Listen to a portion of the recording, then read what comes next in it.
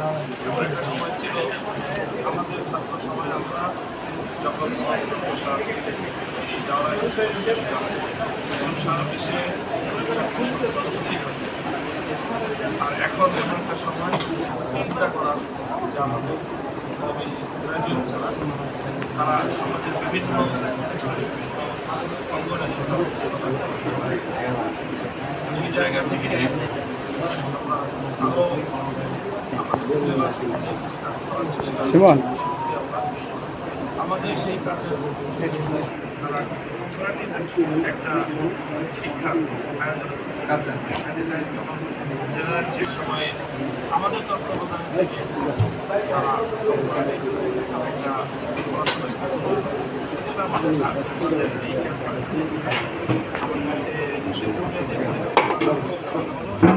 দেশব্যাপী একটা লেভেল ওই লেভেলের পরে উচ্চ মাধ্যমিক আমরা আমাদের